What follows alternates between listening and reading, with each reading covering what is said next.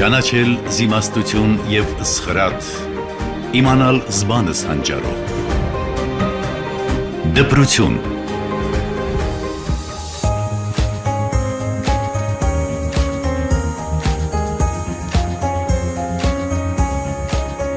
Ողջույն սիրելի ռադիոլսողներ, եթերում դպրություն հաղորդաշարն է, ես Աննա Սահակյանն եմ։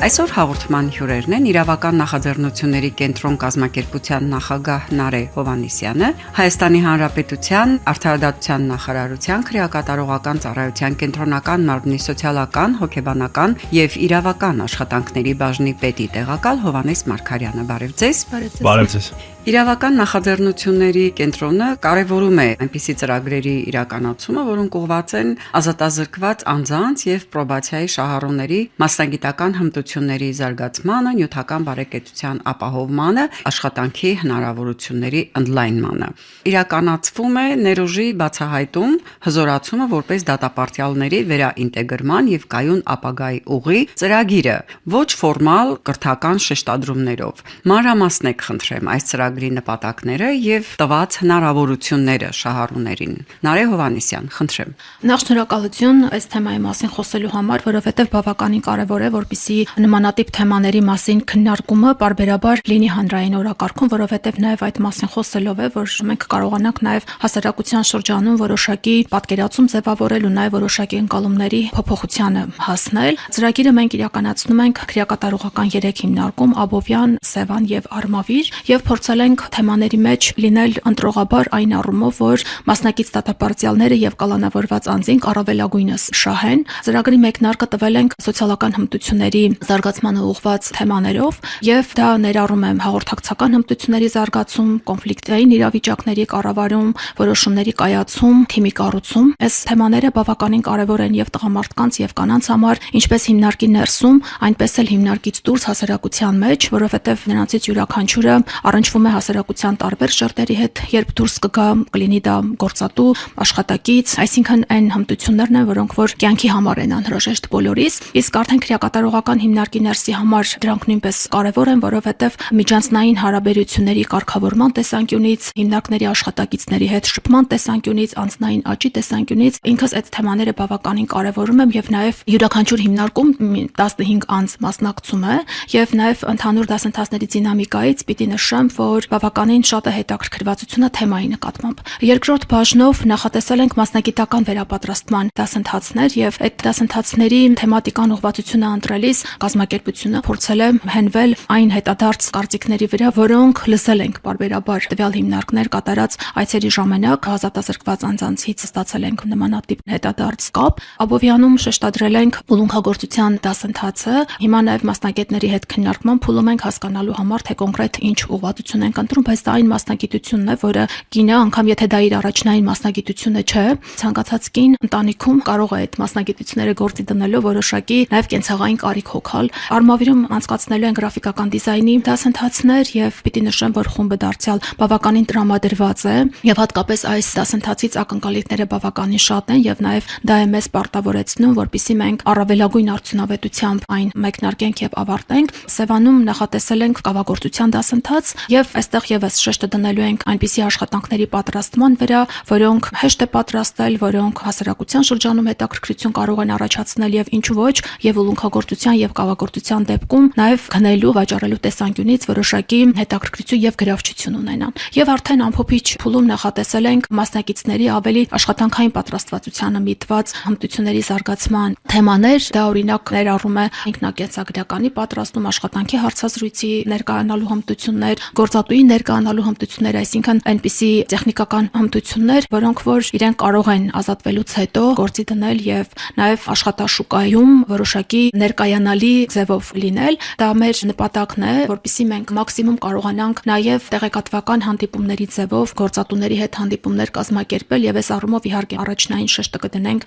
մասնակից անձանցից ստացված կարծիքը, ցանկությունները, այսինքն այնպիսի մարդկանց հետ, այնպիսի գործատուների հետ ունենալ նմանատիպ հանդիպումներ, որոնք կբխեն իրենց հետաքրքրություններից, իրենց նախասիրություններից։ Նախնական պայմանավորվածություններ ունեք։ Նախնական պայմանավորվածությունները այո կան, նաև պիտի նշեմ, որ այս առումով անչափ գնահատելի տրամադրելի է քրեակատարողական ծառայության ղեկավարության տրամադրվածությունը, 3 հիմնարկների ղեկավարության եւ աշխատակազմի պատրաստվածությունը եւ տրամադրվածությունը, որովհետեւ ամենայն լրջությամբ ենք վերաբերվում բոլոր process-ներին եւ ամենայն պատասխանատվությամբ կազմակերպչական բոլոր մանրուքներին։ Այդ պայմանավորվածություններից յուրաքանչյուրի հետևում կանգնած են մարդիկ, ովքեր մեր հասարակության ներկայացուցիչներն են։ Նրանցից յուրաքանչյուրը ունի ընտանիք, ընկերական շրջապատ, բարեկամական շրջապատ։ Նրանց ներգրավվածությունը ծրագրում որպես մասնագետների օգնում է, որպեսզի ծրագրի նպատակները իրագործվեն, որովհետեւ օրինակ այցելելով հիմնարկներ, առնչվելով ազատազրկված անձանց, ճանաչելով նրանց այլ տեսանկյունից, իրենց մեջ որոշակի կարծրատիպեր են փոխվում, որոշակի վերաբերմունք է փոխվում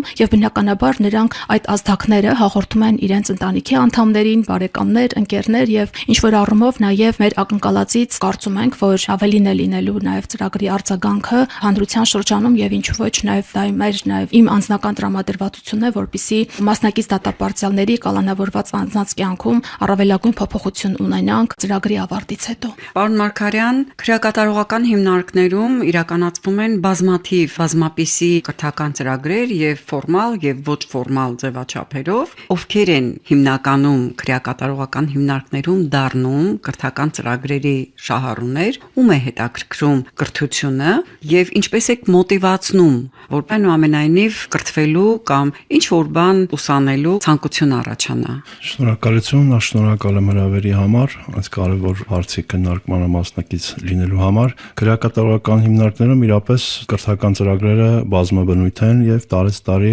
ել ավելի ընդլայնվում է շրջանակը։ Նախ սկսեմ իրավունքից, օրենսդրությամբ եւ քրեակատարողական օրենսդրությամբ, օրենսգրքով եւ ձերբակալված կալանավորված անձանց մասին պահելու օրենքով դատապարտյալները եւ կալանավորված անձինք իրավունք ունեն ստանալ կրթություն։ Այսինքն իրենց հիմնական իրավունքներից է եւ այդ ուղղությամբ արտոնպետությունը իդեմս արդարադատության նախարարության պարտավորություն ունի ապահովելու ինչպես մնացած իրավունքները, այս իրավունքը եւս։ Քանի որ քրեակատարողական ծառայությունը հիմնարկները լիազորություն չունեն կրթական ծրագրերը անմիջապես իրենք իրականացնեն, ստեղծվել է իրավական կրթության վերականգնողական ծրագրերի կենտրոն պետական ոչ առևտրային կազմակերպությունը արդարադատության նախարարության կազմում, որն է լիազորված է ֆորմալ եւ ոչ ֆորմալ կրթական ծրագրերի իրականացման հարցերը կազմակերպելու շրջանակներում։ Բացի դրանից ունենք նաև համագործակցություն այլ կազմակերպությունների, հասարակական կազմակերպությունների, միջազգային կազմակերպությունների հետ, ովքեր որ նախաձեռնություն են ցուցաբերում կամ ծառայության, արդարադատության նախարարության նախաձեռնությամբ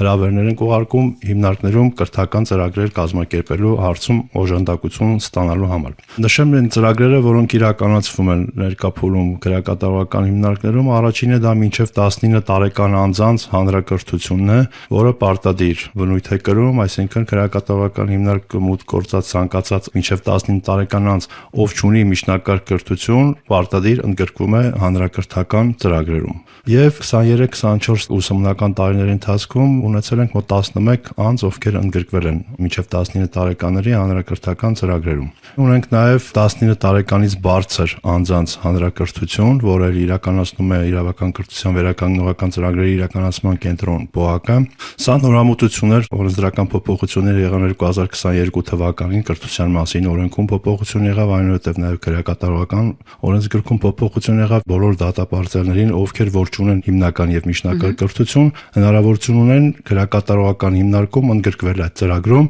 այնուհետև վերջնարդյունքում հանձնել էքստերնավարտական քննություններ եւ հաջող հանձնելու դեպքում նաև ստանալ հիմնական եւ միջնակարգ կրթության փաստաթղթեր ատեստատ։ Ցանկանայի նշել, որ սկզբնական փուլում մենք հանդիպեցինք որոշակի խոչընդոտների, տեսեք հետազոտություններ ու ուսումնասիրություններ կատարվեց 10 քրեակատարողական հիմնարկներում եւ պարզեցինք, որ շուրջ 300 դատապարտյալ չունեն միջնակարգ եւ հիմնական կրթություն։ Եվ սկսեցինք արդեն իրազեկման աշխատանքներ, խնդիրների հանդիպեցինք, քանի որ դատապարտյալները չէին պատկերացնում ինչպես պետք է ընդգրկվեն այդ ծրագրում, չէին պատկերացնում, որ հիմնարկում կարելի է այսպես ձևակերպեմ սովորել դպրոցում եւ ստանալ ատեստատ։ Մոտիվացիայի հետ կապված խնդիրներ ունեինք, մեծածավալ աշխատանքներ իրականացվեց այդ սկզբնական փուլում, հիմա արդեն այդ խնդիրների մեծ մասը համարում ենք լուծված, որտեղ արդեն շահագրգռվածություն կա եւ ավելի մեծ թիվ են կազմում են դատապարտյալները, ովքեր ցանկանում են ընդգրկվել այս ծրագրում։ Ներողություն, իսկ բանտային մշակույթը այդ դեպքում չի խանգարում։ Բանտային մշակույթը կարող ենք ասել չի խանգարում, որտեղ դա ցույց է տալիս հենց վիճակագրությունը, տարեցտարի այդ թիվը ավելանում է, այսինքն բանտային մշակույթը դասընթացների կրթական ծրագրերի վրա որևէ ազդեցություն չի կարող կարող ունենալ։ Ունենք նաև ոչ ֆորմալ կրթական ծրագիր, որ ելի նշածս պողակի կողմից է իրականացվում եւ տարեցտարի փորձում ենք ներգրավել ավելի շատ քերակատարողական հիմնարկներ, որպեսզի այնտեղ պահվող անձինք եւս հնարավորություն ունենան մասնակցելու կրթական ծրագրերում։ Նախորդ տարի 8 քերակատարողական հիմնարկ ընդգրկված է եղել այս ծրագրերում եւ շուրջ 200 դատապարտյալ ոչ ֆորմալ կրթություն են ստացել տարբեր մոդուլներով, տարբեր մասնագիտացումներով։ Տարեցտարի փորձում ենք բարելավել նաև կրթական ծրագրերի արդյունավետությունը, այն առումով, որպեսզի դա ավելի պիտանի լինի եւ հետագայում նաև օգտագործվի որպես աշխատանքային գործունեություն։ Օրինակով ասեմ, նախորդ տարի ներդրվեց շինարարական հմտություններ մոդուլը, որտեղ դատապարտյալները ստացան այդ հմտությունները, այնուհետև նրանց հնարավորություն ընձեռնվեց հենց հիմնարկում ընդգրկվել տեխնիկատնտեսական վարձատրվող աշխատանքներում եւ իրենց ստացած այդ գիտելիքները կիրառել արդեն պրակտիկայում։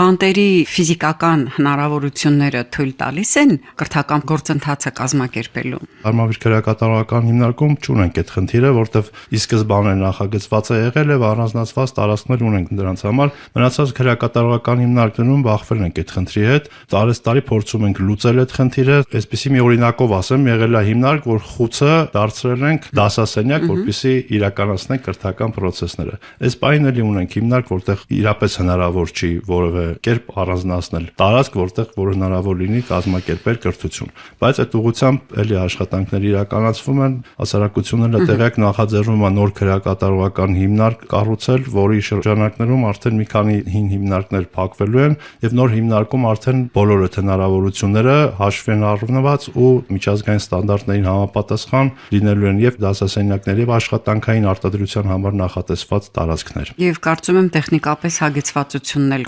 կապահովվի։ Շատ լավ, ասեք խնդրեմ, կրթության ազդեցությունը դատապարտյալի կամ կալանավորված անձի անձնային աճի վրա ինչպիսին է։ Օրենսդրությամբ սահմանված են վերասոցիալականացման 7 հիմնական միջոց, որոնցից մեկը հանդիսանում է կրթություն, այսինքն դա կարևոր բաղադրատարարից է, որ գործարկվում է անձին վերասոցիալականացնելու համար։ Մոտիվացիայի մասին արդեն նշեցի, որ շատ կարևոր է, որ անձը ցանկանա ընդգրկվել կրթական ծրագրերում, հիմնականում գրում ենք այդ ուղղությամբ, որտեղ դա է կարևոր անձնային աճի հետագա զարգացման համար։ Հակառակ դեպքում արդյունավետությունը ցածր է լինելու։ Կարևորում ենք դա, որտեղ կրթություն ունեցող անձը ամեն դեպքում եւ իրավեք գիտակցությունն է բարձր լինում, եւ հետագայում հնարավոր է դրա միջոցով նաեւ որոշ չափով կանխել կրկին հանցագործություն կատարելու անձի ռիսկը։ Պարոն Մարգարյան, հատկապես որ կրթությունը շատ ավելի լայն հասկացություն է եւ վարքային դրսեւորումներ եւ միջանձնային հարաբերություններ եւ այլն։ Այդ առումով, եթե օրինակ ավելացնեմ, քրեակատարողական ծառայության հետ համագործակցությամբ ընդհանուր մոտեցումը այնպիսին է եղել, որ այս ծրագրում ընդգրկվեն այնպիսի անձինք, որոնք նախկինում չեն ընդգրկվել կրթական ծրագրերում եւ պիտի ասեմ, որ նմանատիպ անձանց թիվը շատ է,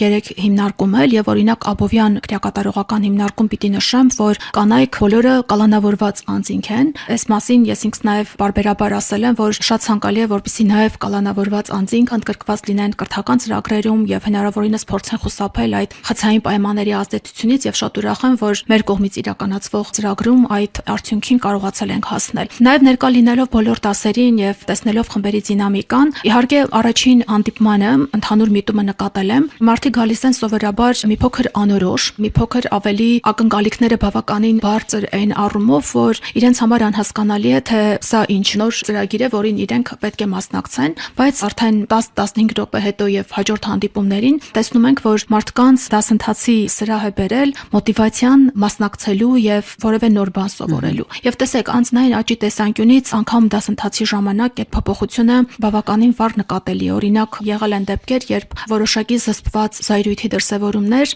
անձի խոսքի մեջ նկատվել է, բայց դասընթացի ավարտին անձը շատ ավելի համակեցության կանոններին համահունչ է դրսևորել եւ շատ ավելի ինտեգրված է եղել քննարկման ժամանակ։ Եվ իրականում սրանք այն հմտություններն են, այն գիտելիքներն են, որոնք անհրաժեշտ են յուրաքանչյուրից, անկախ նրանից մենք ճաղերի որ կողմում ենք, եւ այս փոփոխությունները շատ կարեւոր են նաեւ հենց հիմնարկների համար, որովհետեւ անձինք ինչքան ավելի ինտելեկտուալ են լինում, ինչքան ավելի իրազեկված են լինում, այնքան ավելի հեշտ է լինում աշխատողների համար, վարչակազմի համար գործ ունենալ այդ մարդկանց հետ եւ նաեւ պիտի նշեմ, որ ընդհանուր բանտի քրեակատարողական հիմնարկի կառավարելի լինելու տեսանկյունից նման ծրագրերում անձանց ընդգրկելը բավականին կարևոր է եւ բավականին արդյունավետ է։ Կալանավորված անձանց մասնակցությունը մեր կողմից եւս կարևորվել է, որովհետեւ պրակտիկայում ունենում ենք դեպքեր, երբ դատական process-ները տարիներ տևում էին, եւ այդ ընթացքում ըստ էության շատ քիչ հնարավորություններ ունեին կալանավորված անձինք մասնակցելու, բայց մեր կողմից նախաձեռնվել է եւ հանձնարարվել է քրեակատարողական հիմնարկներին,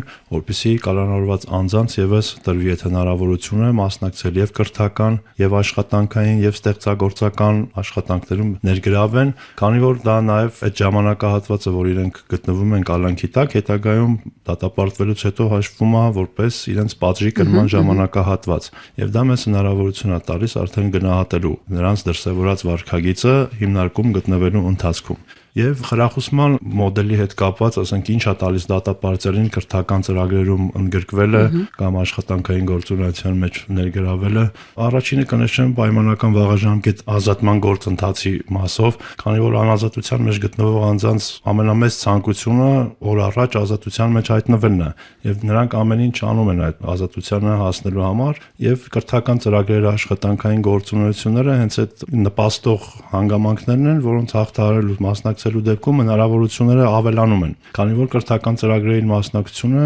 գնահատվում է դրական եւ այսօր մեր գործող պայմանական վաղաժամկետ ազատման օրենսդրական կարգավորումներով գնահատման միավորները նախատեսված կրթական ծրագրերում ընդգրկվելու համար։ Այս պահին նաեւ քննարկվում է դա բարելավելը, քանի որ տեսեք օրինակով ասեմ, այս պահին գործող կարգավորումներով եթե անձը նույնիսկ մի քանի կրթական ծրագրերի է մասնակցում, դա գնահատվում է մեկ միավորով։ Իսկ հետագայում փոփոխությունները, որ նախատեսում ենք, արդեն գնահատվելու է յուրաքանչյուր մասնակցությունը առանձին։ Այսինքն, եթե անձը մի քանի կրթական ծրագրերում ընդգրկվեց, նրա հնարավորությունները ավելի բարձր է լինելու, քան ներկա գործող կարգավորումներով։ Այդ բարձր բալերն էլ նպաստելու Բարձր են բալերները նպաստելու են արդեն դրական զեկույցի կազմանը եւ հնարավորություն արդեն պայմանական վաղաժամկետ ազատման եւ ճիշտ է վերջնական արդյունքում դատարանն է որոշում կայացնում ազատել թե ոչ, բայց հնարավորությունները ավելի շատ են։ Բացի այդ նաեւ վարքագծի ցանկացած գնահատման դեպքում, տվյալ անձի գնահատման դեպքում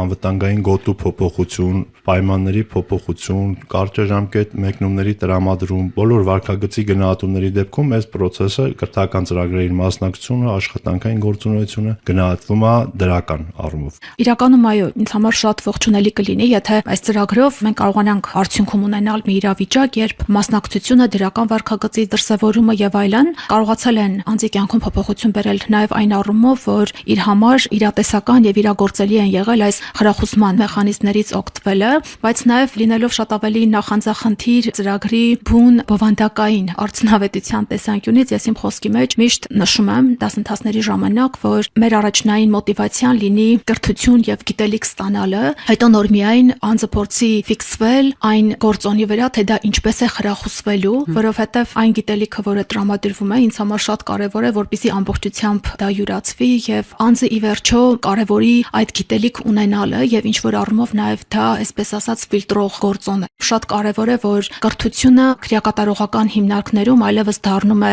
մշակույթ եւ թե հասարակական կազմակերպությունները եւ թե նաեւ պետությունը իր կառույցներով կրթությունն է դարձնում բանտային մշակույթի համար նորմալ երևույթ եւ անձինք հետաքրքրված եւ շահագրգռված են այդ ժամանակը օգտագործել եւ նոր հմտություն սովորել, ինչը ամբողջ կյանքի համար է։ Ի վերջո դասընթացների մասնակցում են նաեւ ծմա դատապարտյալներ, բայց հաշվի առնելով նաեւ մեր պետության ընդհանուր տրամադրվածությունը առ այն, որ այդ կարծրատիպը նաեւ կոտրված է եւ ծմա դատապարտյալներն են պայմանական վաղաժամկետ ազատվում, այսինքն սրանք այն գիտելիքներն են, որոնք կապ չունի անձը որոշակի ժամկետով թե ծմա ազատազրկման է դատապարտված, այնուամենայնիվ իր կյանքում պետք է գալու եւ ինքը օգտագործելու է։ Խնդրեմ ամփոփիչ խոսք։ Շնորհակալություն, ես իմ խոսքի մեջ նշեցի նաև, որ փորձում ենք բարձրացնել ոչ միայն ընդգրկվածությունը, այլ նաև արդյունավետությունը, ունենք նոր ծրագրեր, մարտի 5-ին արդեն նախարարի հրամանով հաստատված մոդուլներով ընտրել ենք ավելի արդյունավետ մոդուլներ, որոնք նաև հնարավորություն կտան ոչ միայն հիմնարկից ազատվելուց հետո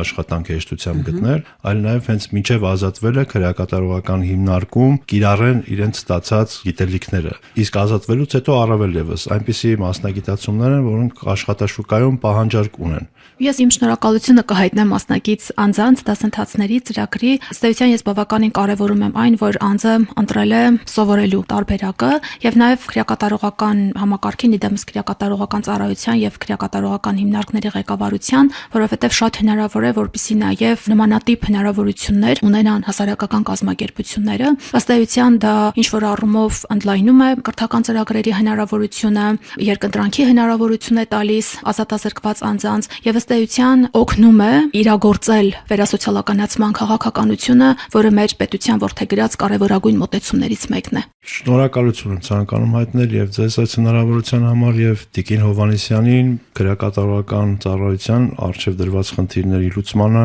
աջակցելու, նմանատիպ ծրագրեր կազմակերպելուն աջակցելու եւ հուսով եմ համագործակցությունը կշարունակենք եւ էլ ավելի արդյունավետ ծրագրեր կիրականացնենք։ Ի օգուտ մեր դատապարտյալների շահառուների։ Հիշեցնեմ, տաղավարում էին Նարե Հովհաննիսյանը, Հովհաննես Մարգարյանը։ Հաղորդումը պատրաստեց Աննա Սահակյանը։